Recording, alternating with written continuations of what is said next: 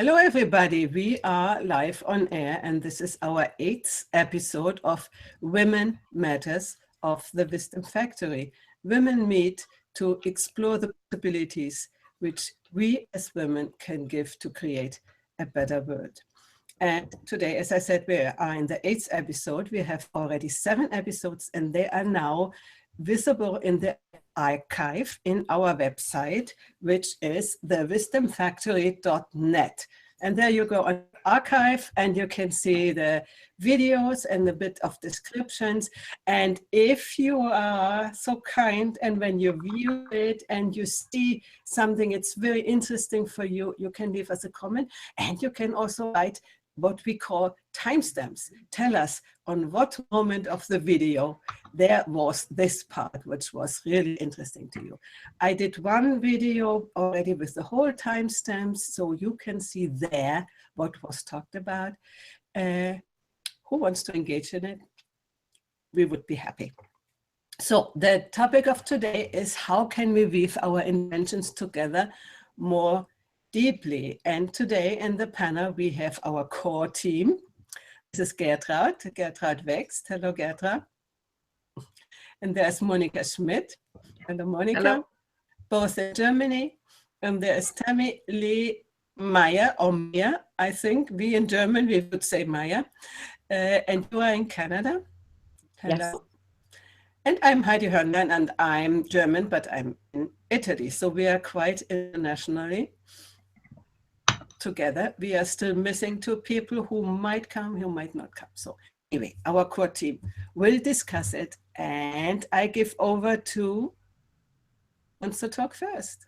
How can we weave our intentions together more deeply? Maybe we should talk a little bit what our intentions are, because there might be people watching for the first time. So who wants that? Okay, so I will take the starting point and tell you something about what we are intending, as we are 4 ladies from different countries all over the world, and we try and weave our interests together. And our main interest, I regard our main interest to support each other on a female level.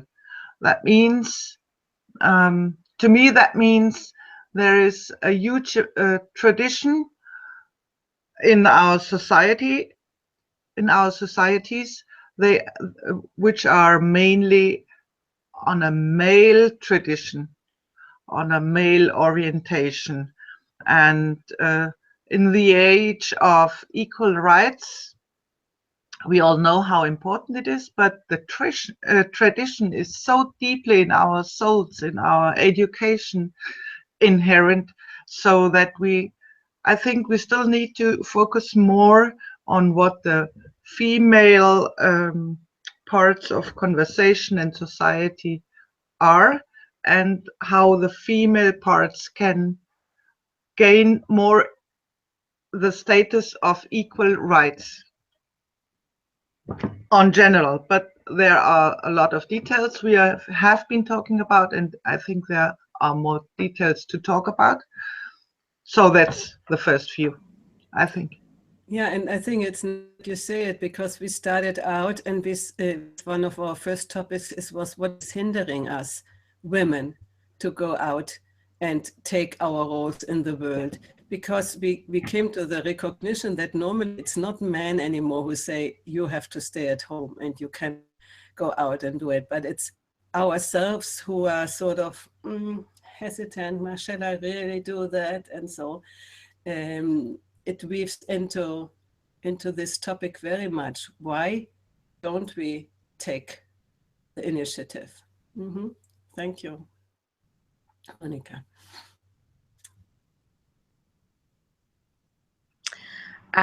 So I'll jump in. I'll speak from my own rather than the collective. To begin, my intention is to learn how to communicate as equals, regardless of gender, and to explore creating media using a shared power model. So I think that there's a lot of socialization around how we do media, and so for the person that's creating the media, there's a lot of power because you're calling the people together, you're framing and hosting, and what I love about the work that we're doing is that we're sharing that power, and the other piece around coming from the feminine principles is that I feel that where the male principle is to name and move in a direction and get very specific about calling things, which is a power. Women, the feminine principle is about holding space and about listening. And so I feel that in our world today, there's an awful lot of charging forth and saying it how you think it. And I think that there's some balance needed there. Women need to do that, obviously, as well. But the principle of holding space for what, and really truly feeling into what is being said, and the practice of listening is one of the very powerful parts of this work that we do. Learn how to do that better, and to share and learn how to share power, and create media that matters. Women matters. This creating of media that is deeply meaningful and sharing our authentic selves. And I think that takes a lot of courage. And even though it seems obvious that we should just share and be ourselves, I don't think that we have a lot of models for that in the world, the media landscape that we're in. So I deeply value this work that we do, and I'm interested to continue to explore this inquiry, in particular about what we each bring to the table, or weave with each other to help each other as a small little example of this broader movement that we're in. This is very interesting to me what you are saying. Listening, what wants to emerge, and you sort of have oriented to your personal and our group and our personal lives, but I think it's exactly what feminine principle can do for the world. I always want to spin it out into the more collective space, the listening into what wants to emerge and hold the space for what wants to emerge as new. And we know there need to be new things to come out, because we cannot continue in this way. So do you want okay, you do, and then I say something for my Gertrud. Go ahead. Yeah, I was just thinking of the 4 forces that Ken Wilber is talking about, this eros, agape, communion, and Heidi, help me, like individuality, or and I think if we get out of balance, which we did in the last centuries, then the world is at stake. Then health in general is at stake. So eros, like what you just described, Tammy, hunting the deer, going forward,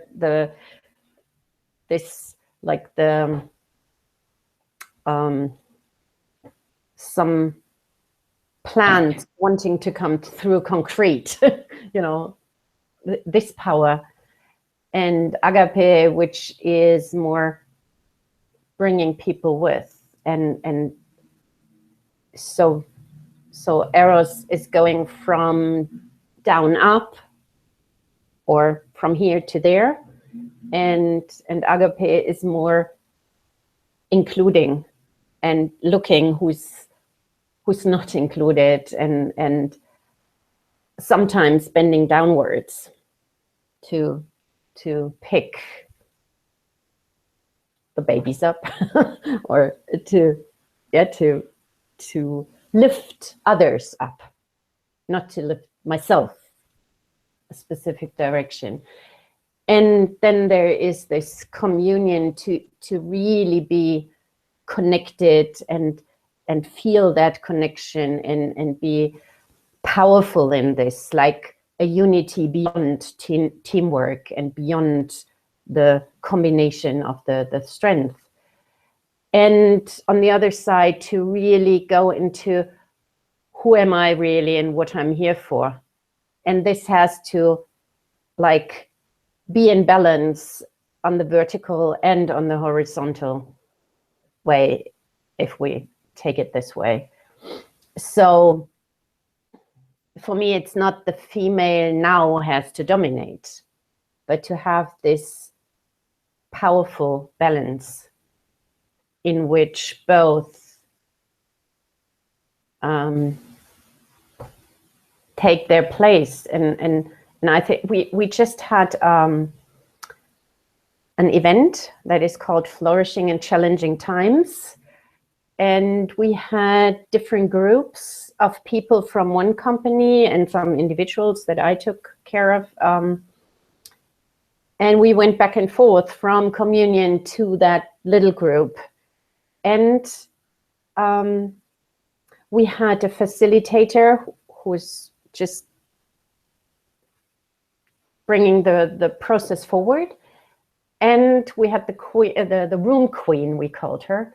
She was only there to hold space, only there to be there for the people.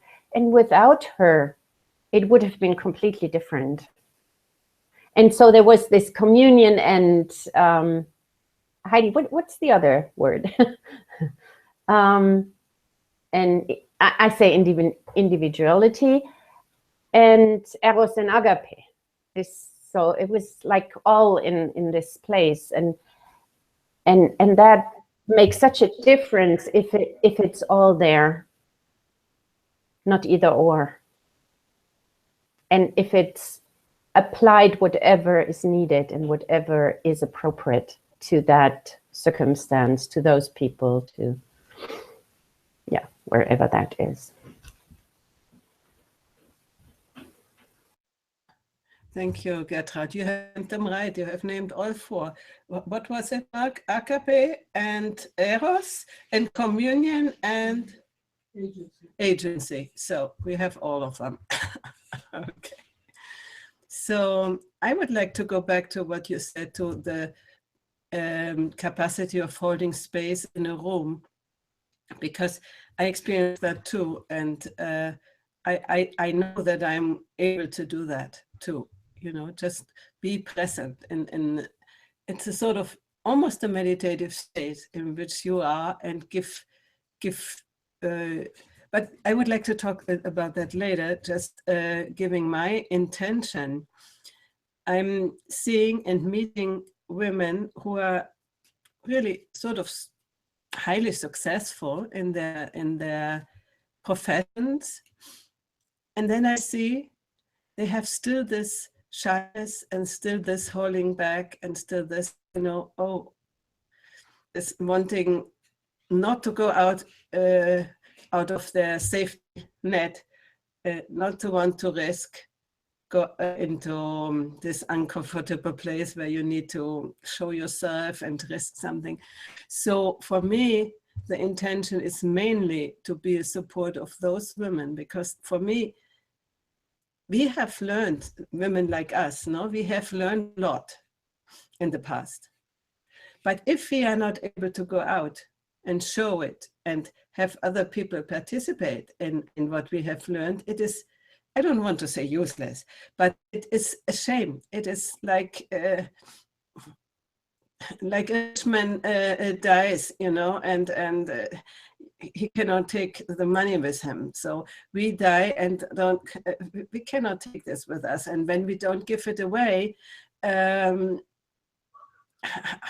think we have missed the purpose in some way. So this is my main concern, to help women, because I was there and I'm sort of still there, you know, to go out and really go for it and do what we need to do to become heard, and to go out of this space of perhaps, you know, and because the others are louder.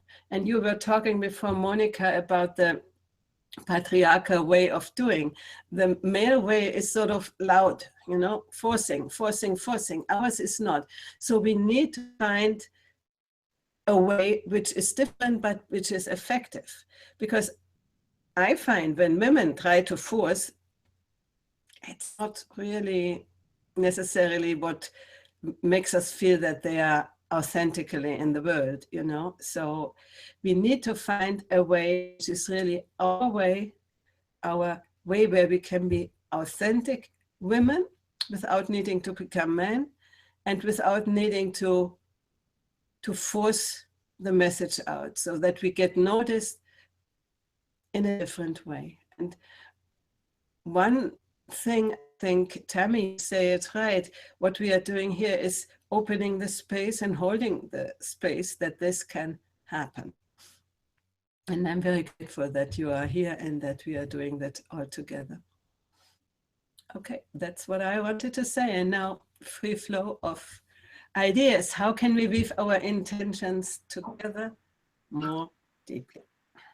So I'd like to just put another piece in there. I was talking to a good friend the other day about the different times in history when it's been a matriarchal world. And just in really feeling into, because, you know, some of the stories that I've heard are that it got out of balance as well. And so there's this pendulum that swings. And if you think about it, the fact that women could give life is such a profound and godlike creator role that you would be hard pressed to ever argue the supremacy or the power of women in that time.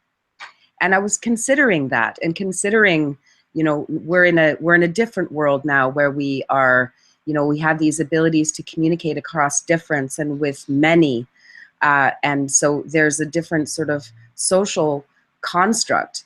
But if you think about it in terms of how people would have understood power in historical periods previous to ours, the power of women to create life would have been an irrefutable, deep power of creation, godlike, if you will. And so I find it very, very interesting that we've moved so far to the other side of that with our patriarchal world, that it seems ludicrous for us to consider the creative capacity of bringing life through our bodies and what that means as far as being empowered, right? And so I just wanted to bring that into our conversation, to really think of these other times and these other eras where women held the power.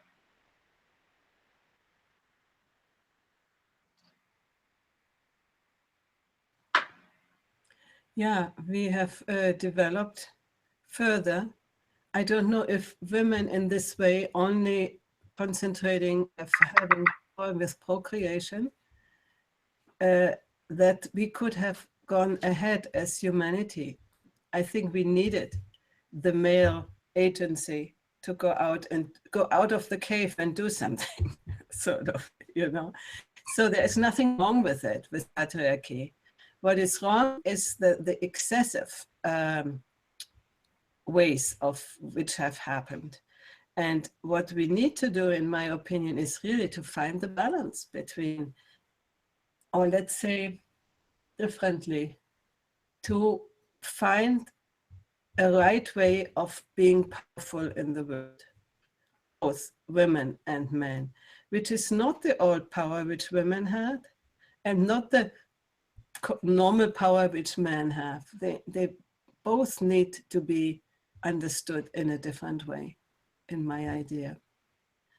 And as you said before, Tammy, I think the power of women is really this holding space, this listening into, this intuitive thing. It doesn't mean that men don't have it, no, but it's a feminine quality.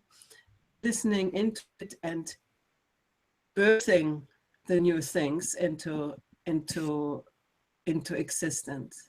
While the power of men is then when gem comes out, make it grow, to give it a little bush, to come out into the world. That's how I see it in the moment.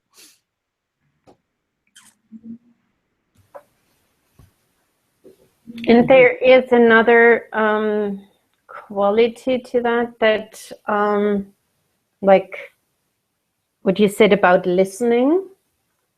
I think men listen for giving the answer and giving the solution and trying to fix things. So in relationships, it's always just listen, and they say, oh, I think you should do this and that. So for us, it's more like creating communion in that way, also by sharing and listening for the purpose of listening, not to get somewhere, but to hold it and trusting that something is emerging out of that. Not, I need to listen in order that my brain can fire and I get this aligned and then jump to solutions, and which is a great gift, but many times it's not what's needed. So what you're saying is we are listening more possibilities in the feminine power, and to not to be directed into a direction, into a certain goal, but more, see what comes and what wants to emerge. Again, the word emergence. One of the ways that I like to think about this is listening to understand. Mm-hmm. And Gertrude, really, there's the listening to understand, and then there's the what you were talking about listening to speak. The neurons are firing, and you're reporting from what the brain, the head, is saying. But when you listen to understand, there's a deepening of what you can take in, and it's modeling that space holding.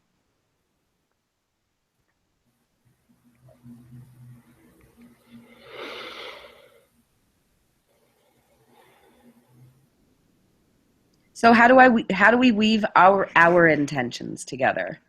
Let's go there. I feel like we have a lot of collective and common intention, and yeah, I'd love to get both deeper and more specific. So start. What do you think? What is your imagination, your vision?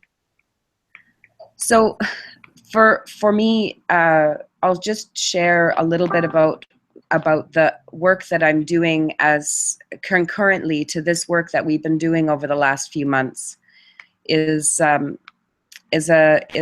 process that I'm calling peer-to-peer podcasts, but also discovery podcasts.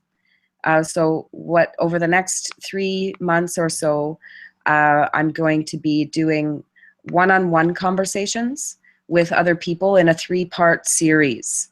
So the first one where, whomever, I'm encouraging this for anyone to do as a model for understanding each other.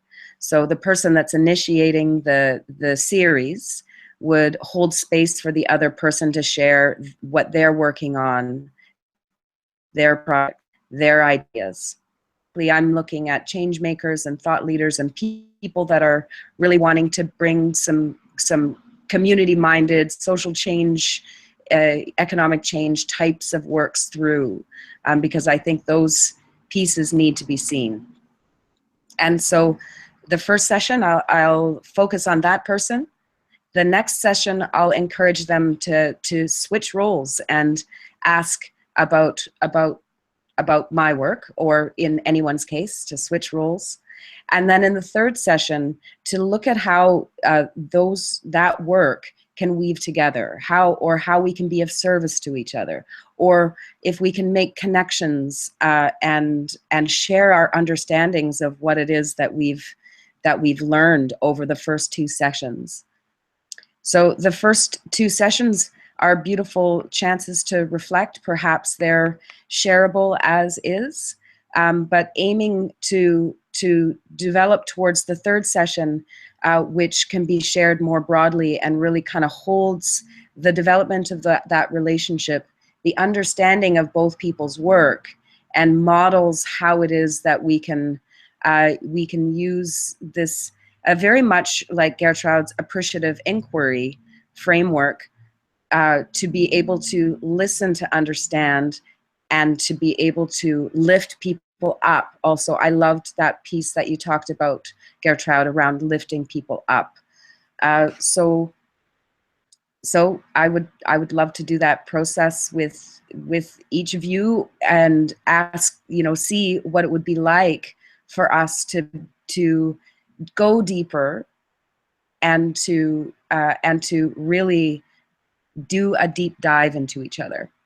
So I'm doing that with a bunch of folks over this fall, and I think that as a model, I think that we can learn how to see each other, learn how to listen, and kind of slow time down a little bit, because I feel like we're all so much in a rush to save the world or to make things better. I mean, I'm not saying all of us necessarily, but there is this sense of urgency with the state of the world today, and it not matching an internal vision that I think we collectively hold, potentially. So I think this is an opportunity to really go deeper and model that practice of listening in a good way. So just to share a little of where I'm kind of aiming my attention and my hopes for building and developing tools for the broad movement of change to use, to get to know each other, make connections, and to listen to understand.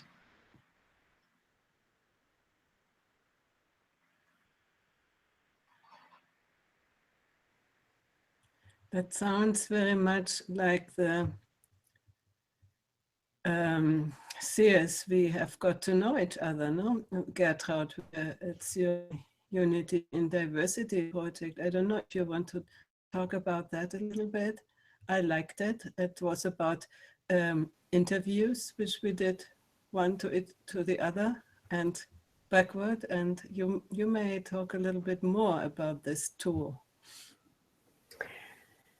Yeah, the Unity and Diversity movement, I would say, came out of creating a space beyond being on the European, Integral European Conference, not just being there doing a workshop, that's it, but to have that broader view and include people online and who cannot make it to the conference.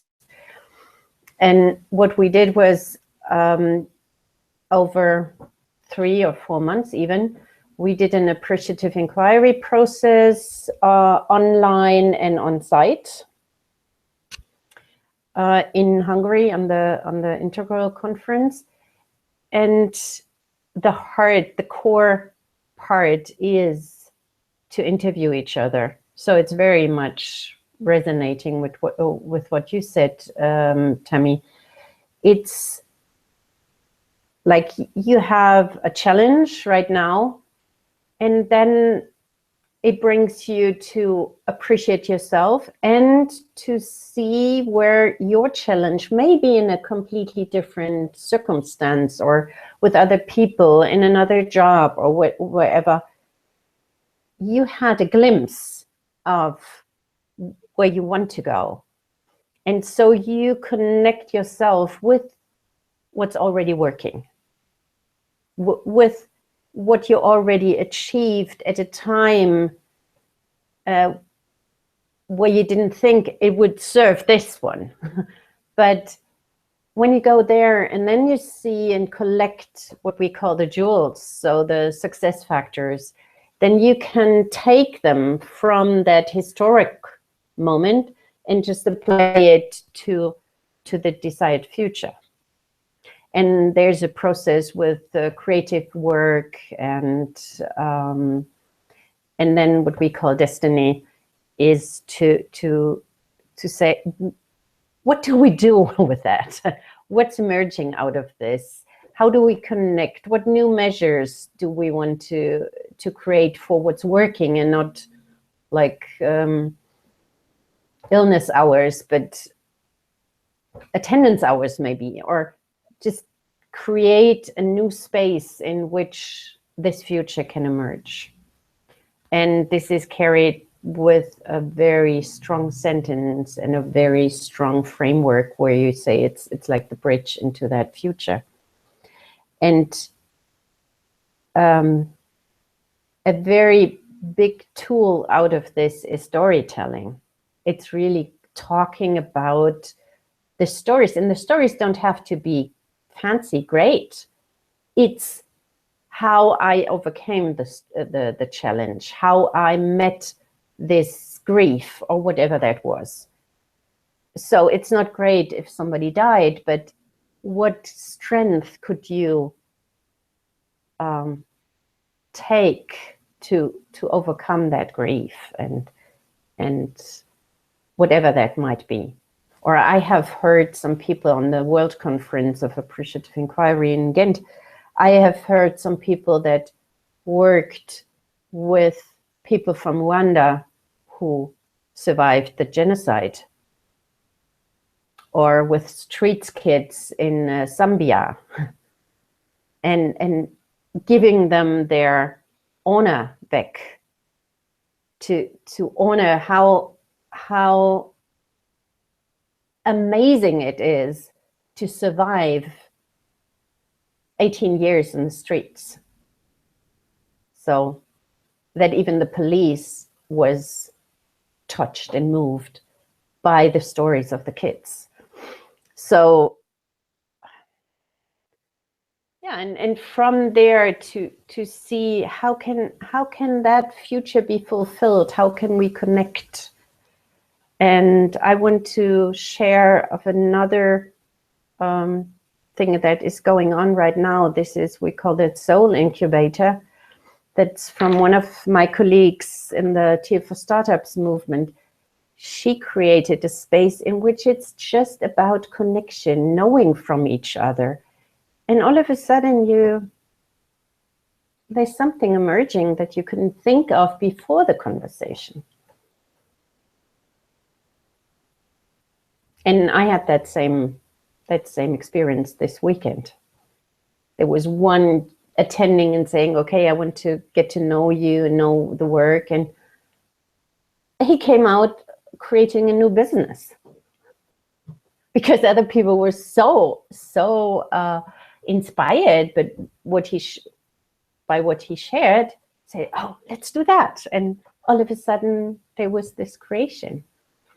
So yeah, I think that's really needed to listen to each other, to connect, to really deeply get to know each other.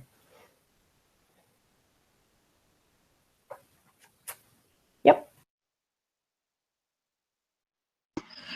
Just as a bit of a follow-on, Gertrude, one of the other pieces of work that I really admire and respect and feel helps to weave some of what we're talking about that you've had experience is the family constellation training. And in part, it's being able to see that there's a resonance with the healing journey that we're all on, and within that framework, you know, when we hear people's stories, we have a resonance with them. And I feel like there's some beautiful similarities in this media creation work that we're exploring and experimenting in, and the family constellation training, where you can see and share deeply. Obviously, that's a deeply sacred space, and is a created space for that. But maybe you can share a little bit about how family constellation training might relate, if you're inspired.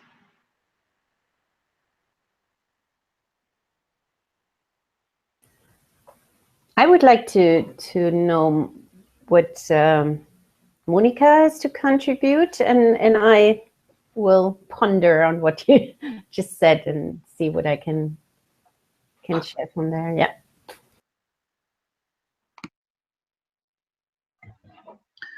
Well, so far I'm still searching and trying to set up something to contribute. I'm not quite ready. I'm not quite there. What I cannot see it so far, not clearly. What we could weave more intense, or for me, I would like to get it more real, so more step by step. So let's do this, and then let's do that. I'm a bit lost with all the integral spirit right now. It has not been my journey so far, so it's very new, and I'm not quite in there. I don't think it depends on the integral spirit. That is more in the background. I think what these two ladies have gone further than both of us is to already be inserted in groups who are doing this sort of inquiry and research. While you, for sure, and are at the beginning of finding your tribe, as you said, and I'm so too, you know, by inviting you to talk with us, it's a step into finding possibilities of exchange. I mean, I had some of experiences like you have in person, but where I live, there is not much going on. And I know there is a whole lot of wonderful meetings where all these things can happen, but they are far away, and you need money and time to go there. So I sort of have focused my energy on the virtual world to be able to connect, you know, and yeah. Okay, so there is a very direct question. I cannot see the difference right now. I cannot see the difference of doing a hangout or doing a podcast. So Temily, what you told us with your peer-to-peer podcast, we could also do it in this hangout, or we do the podcast. But is this a step further, or what is the step further with the podcast? You know, it's just another medium. We can do it, okay, but is it one step deeper or further, or what is the outcome of this? So the peer-to-peer we could also do in a hangout, or is it the peer-to-peer, or is it the podcast? What is the next step? I see them as the same thing. Yeah, me too. Right. I think that the piece that I'm looking to explore over the next few months is what it is to have, and not just this, but I think that this would be powerful, is to have one-on-one conversations. Yeah. That people invest 3 hours into that process, right? And so over a period of time, so perhaps weekly or whatever the schedule works. So the process would be to, you know, have the conversation, then listen back to it and have the insights that you'll experience through seeing yourself and seeing the other, and and what questions also might occur to you, how it feels to hold space for someone, and how it feels to have space held for you. So I think all of those pieces of learning. Yeah, so I don't see it as different. I see it as, rather than, you know, we're four and kind of having a dialogue together. Panel, like a panel, I suppose, but more of a dialogue space. This would be going deeper and modeling what that one-on-one looks like. I think there's huge value in having more people, but I think that this slowing things down to listen and then talk and then listen again can help to do a beautiful repatterning in the brain and retraining. Yeah, I see it. And are you thinking about doing this recorded or just in a private area? Recorded, but let's just slow that down for a moment, for a sec, because we are broadcasting live right now. I'm suggesting that there's value in recording things, and then when it's done, choosing whether or not to share it, or whether it's used as a way to reflect and to strengthen your ideas, to strengthen your communication style, and essentially to develop your digital personality. Right? Your tools. Training ground. Yeah, that's fine. Training area. And what you said, Tammy, is it's not personal what we do, but it's more about this person. It's more so in depth personally. So it's a research, so to say, or an inquiry about that person. I find that a nice difference to make, because as soon as you are live and you know that really people can watch you, that needs a certain, let's say, confidence, first of all, to really share from the depths of your heart, and maybe you wouldn't say everything, which goes too much to the personal, I don't know. And so I think a combination of both is good. And with everybody, start where they are. If they cannot do yet on video, do on audio with telephone, no? And when they are ready to be seen, I mean, even if it's not with the hair like this or so, and they don't feel awkward with that, then it's fine to be on video. And when but these are steps in the development which we need to make. And I can imagine that this is a great tool to first, do it private, then make public, one or two in public, like a sort of a summary, and then do it on video. Excuse me. It's a great strategy. I totally agree with that. In the appreciative inquiry process, when we do it with a bigger group, we have one-on-one interviews. So people interview each other, a little bit like you said, Tammy. And then they find one or two pairs and share that in a group, their stories and what was touching and moving. And out of this group, they decide which story they want to share in the plenary session. So we had 3 groups, and they chose what to so people can choose on each step in the way if they want to have it more shared or not. And that's really it's a very nice process, because they feel more and more comfortable and hearing the other people sharing, and then moving in and say, okay, it's okay to share mine. And they don't share it themselves, but what the others heard and what they were touched by. So they hear themselves in a way that and other people share what they hear in an appreciative way. And so it's like you see how they become taller by centimeters when going through that process. I really like that.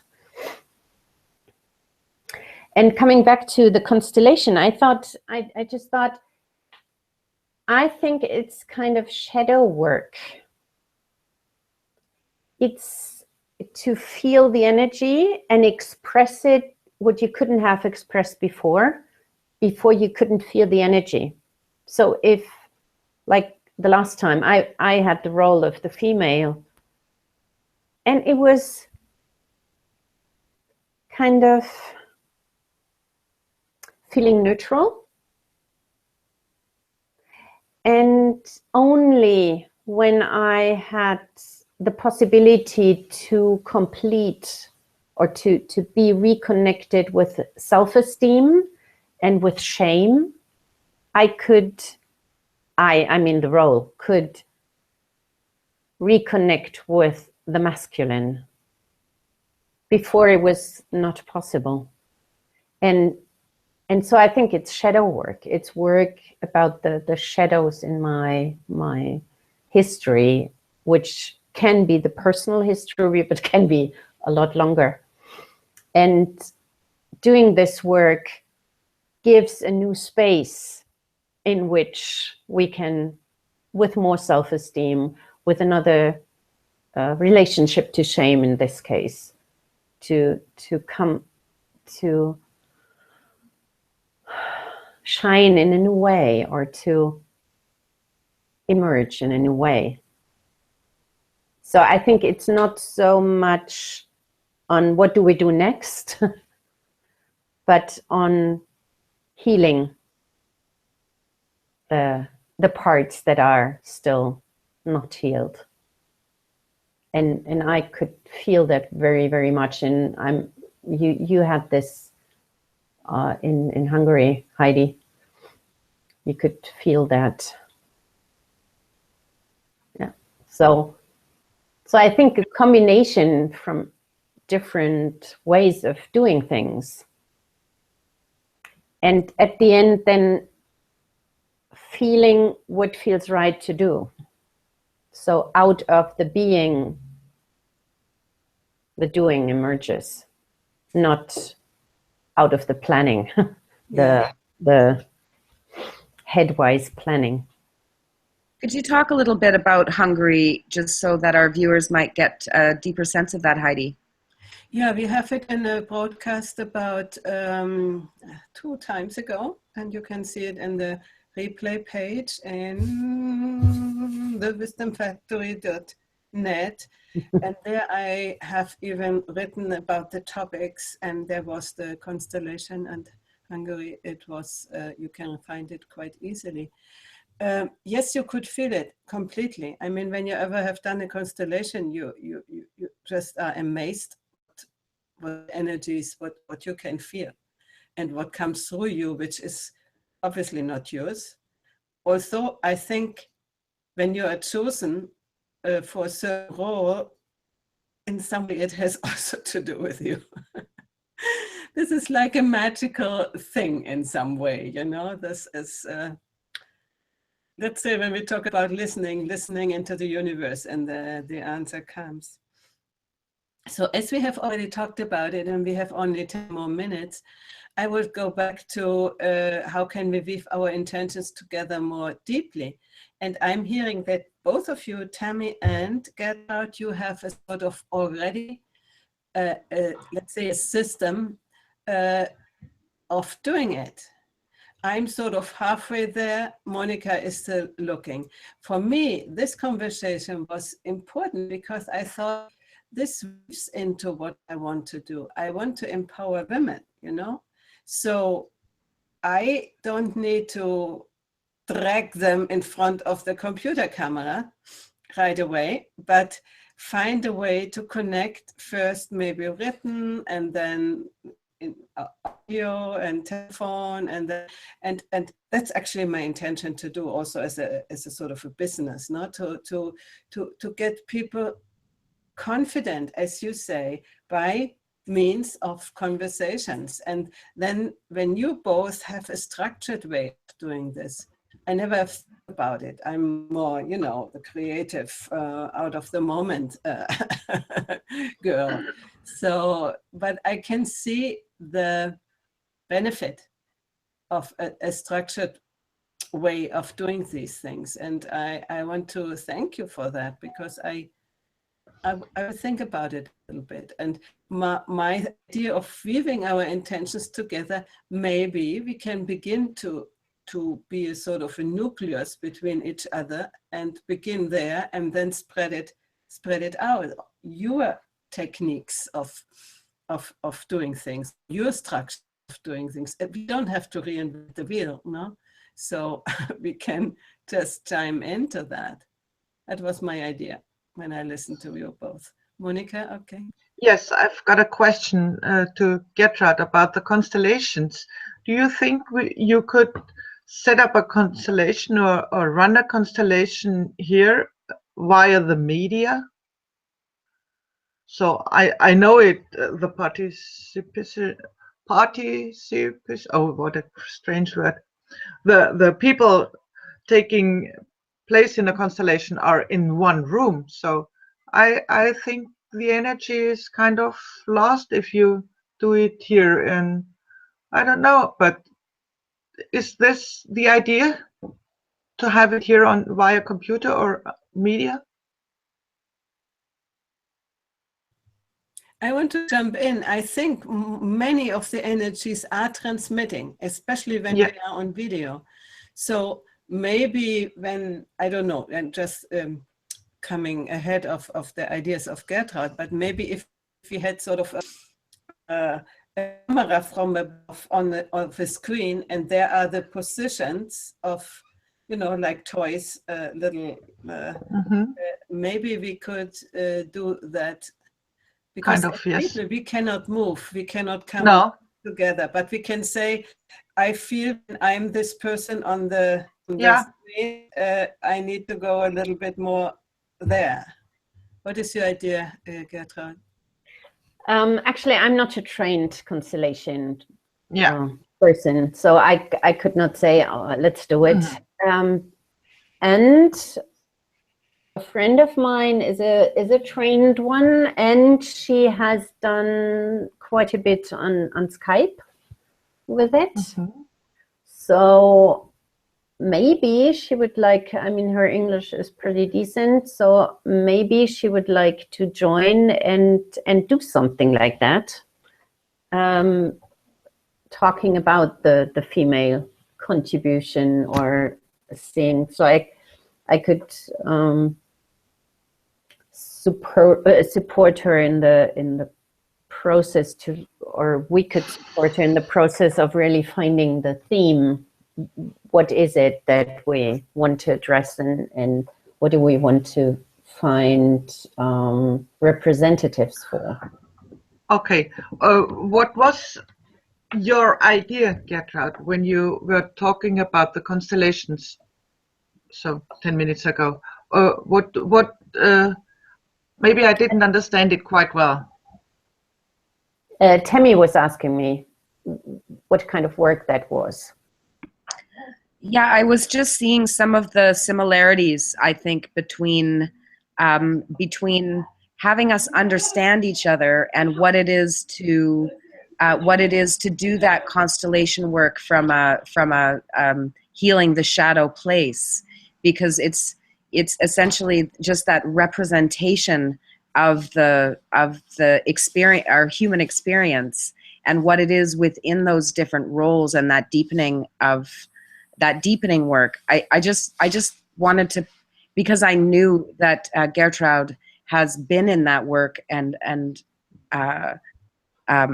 Monica, you guys know of it. I wanted to bring it into our conversation just to have a sense of that deepening spiritual practice and the healing work, because I just felt that it had some relation to what we were talking about. I would, there's something else coming up. Do you know focusing? Well, Work? I understand the word. Focusing, oh, I don't recall the name of the guy. Or so. He said it's stored Yes. in your body. And in a specific process, you can address and communicate with the body part. So whatever, when you address a specific subject. That was a little garbled for me. I'm not sure about others, but maybe you could repeat that, Gertrude.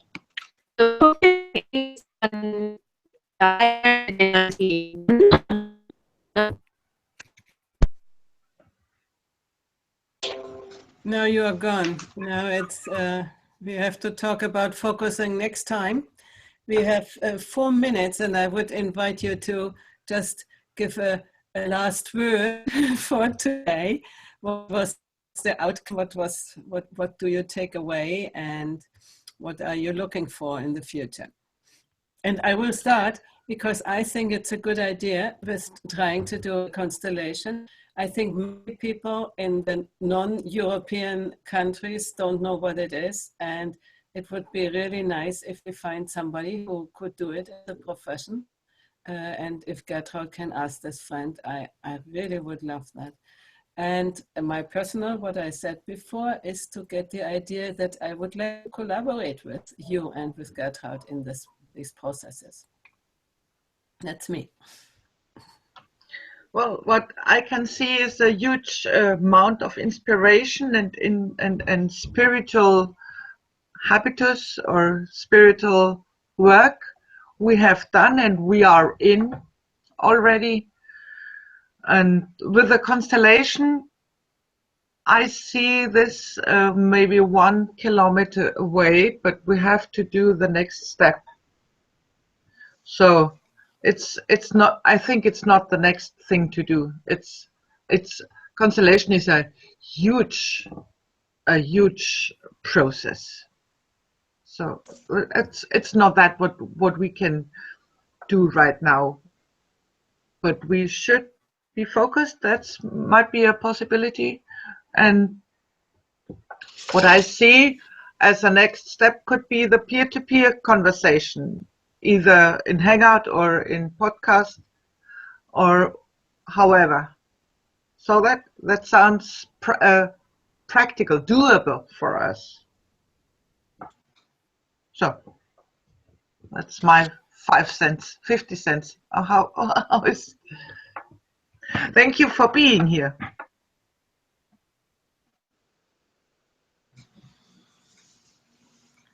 Okay, Tammy, it's your turn.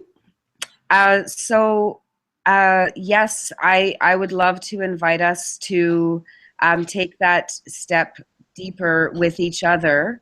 And not that I would do all of you, but maybe we could break up into pairings and share together, and do that perhaps in lieu of our next session or perhaps in between, depending on where we're at.